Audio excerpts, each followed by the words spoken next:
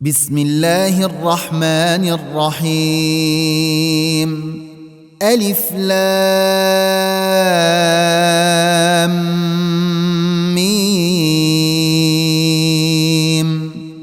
تلك آيات الكتاب الحكيم، هدى ورحمة للمحسنين الذين يقيمون الصلاة ويؤتون الزكاة وهم بالآخرة هم يوقنون. أولئك على هدى من ربهم وأولئك هم المفلحون. ومن الناس من يشتري لهو الحديث ليضل عن سبيل الله بغير علم ويتخذها هزوا، أولئك لهم عذاب مهين. وإذا تتلى عليه آياتنا ولى مستكبرا كأن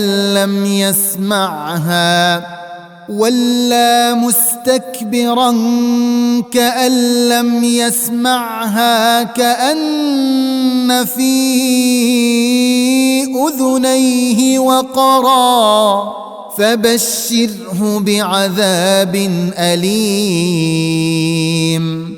إن الذين آمنوا وعملوا الصالحات لهم جنات النعيم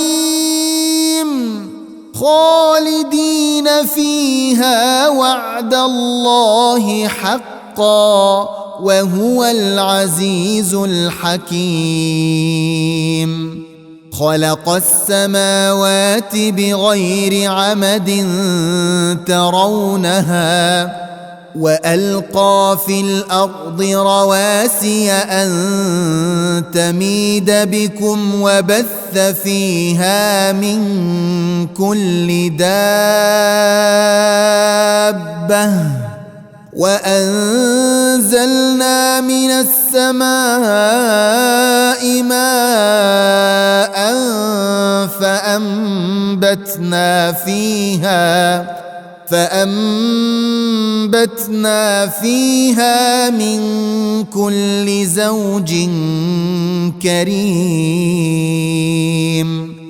هذا خلق الله فأروني ماذا خلق الذين من دونه بل الظالمون في ضلال مبين.